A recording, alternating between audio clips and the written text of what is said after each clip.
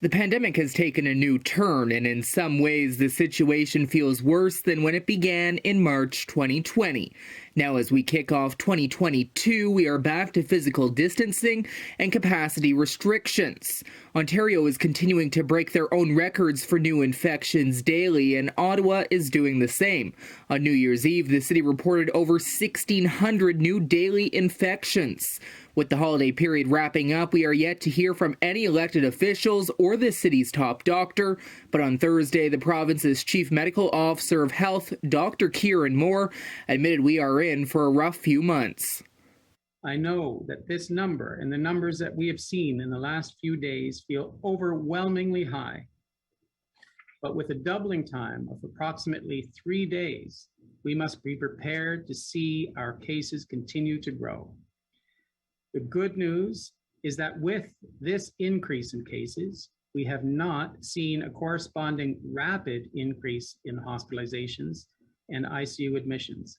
The province has decided to go ahead and reopen schools on Wednesday, 2 days after initially planned. That extra time is supposed to make a difference in preparation for the return to class, but many feel it's not enough time. A number of Ottawa teacher federations have co-wrote a letter to the city's top doctor asking her to step in and close down schools in the capital, at least until a number of safety measures can be achieved.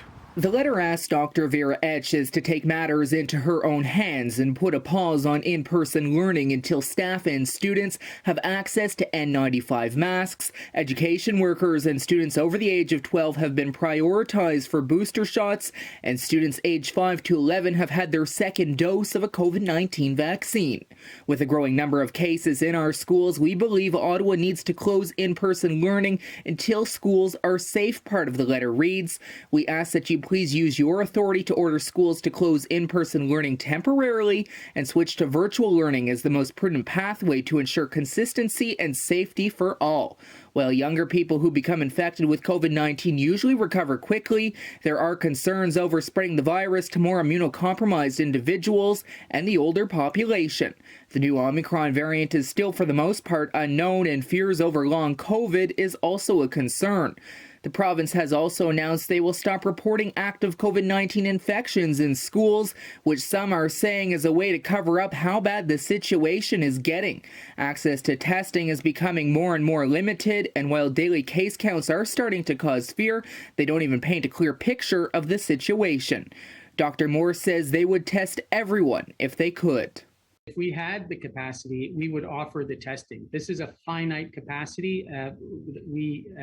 I don't think anywhere in the world expected the transmissibility of Omicron, and we have to use that finite capacity to best protect Ontarians. I can assure you, if we had ability to test everyone, 14.7 million people, whenever they got ill, we would have done so, but no country around the globe has that capacity. On Friday evening, Dr. Etches did release a statement saying that COVID-19 activity in Ottawa was high, along with the risk of transmission.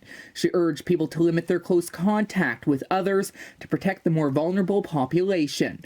Ottawa has also put capacity limits on some outdoor settings where winter activities take place, such as at outdoor skating rinks, trails, and toboggan hills. Only 25 people can participate at a time, and all change rooms and warming huts are to remain closed. Etches also urged everyone to put a pause on extracurricular activities outside of the home and noted more restrictions could be coming, a message she shared with us just before Christmas. Are even more restrictions needed to help limit close contacts, possibly closing down all non-essential businesses as case counts here in the city of Ottawa rise to levels we've never seen before? If we look around the world, I think some places are needing to go further, and that is a possibility. I'm sure what we're all watching again is the hospitalizations in terms of how much severe illness is falling.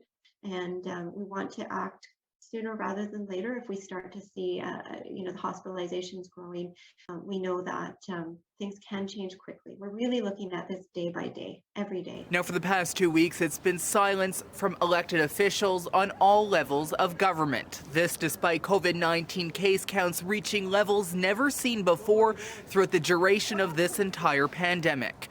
Today, Ontario exceeded over 18,000 new daily infections, more than anywhere else in all of Canada. Charlie Sinach, UIN News, Ottawa.